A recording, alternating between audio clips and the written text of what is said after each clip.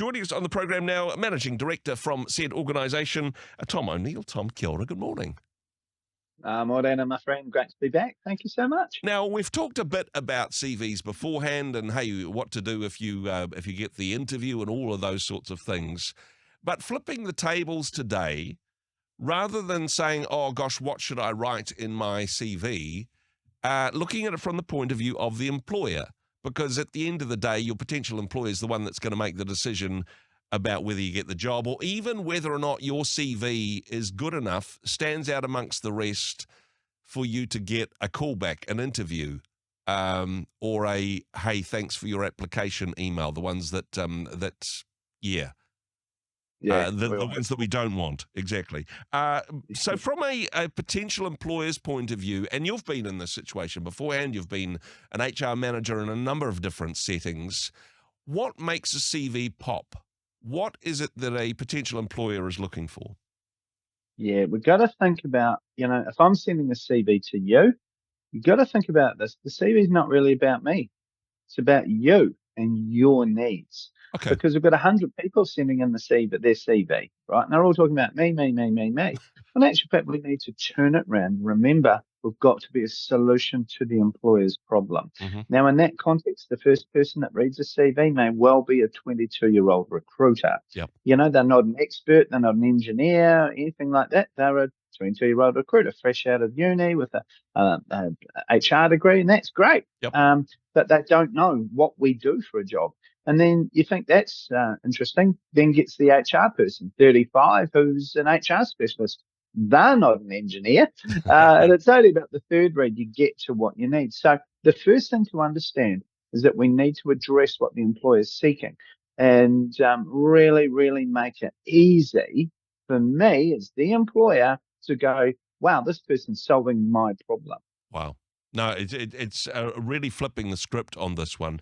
Yeah. Is this the CV? Is this like introductory lines of a CV, or is this solving the problem stuff more of a cover letter sort of situation, Tom? Yeah, great question. So both. Long Okay. story short, study came out a few years ago. 86% of recruiters hate or dislike reading cover letters. Okay. Right? Suddenly think, oh my goodness, they're just going to go straight to the CV, and most do. Yeah. However, some love the cover letter and they recruit based pretty much on the cover letter and how you address that match. So therefore, critical to make sure both documents are focused on the keywords from the description, job description, job advertisement, looking at those keywords and mirroring. If they're talking about being proactive, use the term proactive in there. If they're talking about integrity, maybe talk about honesty, whatever it is, but giving them what they want back. Yeah. And in terms of CV or cover letter, you just got to have a horse in both races, right? Yeah. Well, this is the thing. And people say to me, oh, it's too hard. It's all a bit too difficult. Well, realistically, unemployment's pretty difficult too. Exactly. It's going to take you and quarter of an hour. Somebody who can't be bothered writing a cover letter is possibly not the work ethic that a potential employer is looking for anyway, right? Well, yeah, have a read of the ad, because a lot of the time they'll say, cover letter's not required, or if you're sending it to a recruiter, normally, potentially, just a 2 or 3 lines in the email, that's fine. But certainly going direct to an organisation, unless they say they don't want a cover letter, I'd always include a cover letter there, because again, you can imagine the cover letter is the frame. So I'm sitting there as the in-house recruiter, in-house HR manager. Yep. I open up your application. It's got up the top in the subject line the role I'm applying for. I open up the email. There's the cover letter in the body of the email. It's also attached as well. And there's the CV, and I start reading. It just looks awesome. It looks like a person who really takes care of business. So that's the impression I want to be giving. So when it comes to the CV, because normally, I mean, hey, it's been a long time since I've been in the job market, admittedly, but normally I'd think you start with the personal information. Firstly, you do a little about myself, but you're saying, no, you precede that with a paragraph which talks about how your solution to a problem, and then you go into, hey, this is who I am, these are the skills that I bring.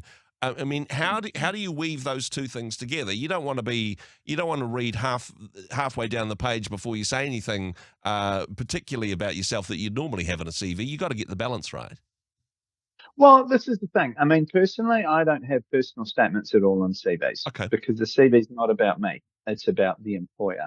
So really mixing those two things, that who I am and what I'm about, Mm-hmm. mixing that with what they want. And so in effect, we would have your name, your contact details, and then an objective talking about the specific role, one line, seeking the role of customer services manager with ASB, where a strong background in customer service leadership and so can be utilized. And then an executive summary and 6, 7, 8, 9 bullet points in there. Yep. That's about me. But in actual fact, it's really about you. Yeah. So again, if it's saying, high level of integrity is required in this role, in that summary, talk about you having a high level of integrity that talks about knowledge of SAP, SAP, and certain CRM systems. You talk about strong technical knowledge, particularly with SAP, SAP, and CRM systems. Yeah. So in effect, we're merging those two things into one. Wow. No, this will be a game changer for a lot of people, I know. But I suppose a concern that I have, if we're custom making our CV for the particular job that we're applying for, something else that you and I have talked about beforehand, is how for some employers, particularly when they're coming down to the shortlist, they'll check out your LinkedIn page as well. If you've custom made your CV or your cover letter or both to the particular job, then the LinkedIn profile's got to sound like it's the same person that's being talked about here. Do you need to custom make that as well? Yeah, look, it's a really great question. And for that, it's tricky because the CV can be a brochure to different things, different people, different needs. Yeah. The LinkedIn profile, you can only really do one. I mean, if you really go crazy, you can try and tweak it per role, but all it takes is a person, an employer reading it, a week later go, hold on, this is the person I hired. So making sure that that's as generic as possible around those key things. We will take a lot of those key things, but if you're a project manager, let's say, there will be certain things that you focus on in the letter, in the cover letter and the CV. But in this LinkedIn profile, it will still talk about you being a leading, strong project manager with great project management skills, including blah, blah, blah, blah, blah. So there shouldn't be enough of a disconnect anyway between the two. But you might not be exactly mirroring the adjectives and the things from the original job ad. We don't need to go to that level of detail. Is that what you're saying? No. That's correct. In the LinkedIn profile, we want it to be generic, but still specific, if that makes sense. So specific to the industry, but generic to the role. So, yeah. That sounds really good. I know, Tom, there'll be people listening to this at the moment saying, gosh, my CV is nothing like what this man is describing.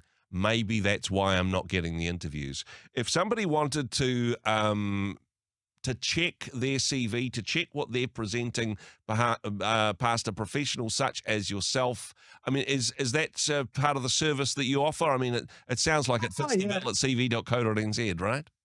Yeah, look, for Rhema, Rhema listeners, Southern Star Life, look, really happy free of charge, just to give you fair and honest feedback on the CV. So just flick me an email, tom@cv.co.nz, tom@cv.co.nz. Really happy to come back to you and just give you my thoughts. Tom, thank you so much for the work that you do. Thank you for the generosity of that offer. Really do appreciate your wisdom and the hope that you bring to people who are struggling to find work or struggling to find the right fit in the job market. Thanks for what you do. Thanks for joining us once again. God bless, my friend. A real pleasure. Hey, thanks very much for joining us in the Rhema studio. Thanks very much for watching the interview. It's kind of nice to have an audience, actually. And if you did like what you watched, then do give us a like, do give us the thumbs up. And if you'd like to see more interviews like that one, or perhaps even better, subscribe and those interviews will come straight to you. Don't forget to turn on your notifications, and we'll see you in the next one. Cheers.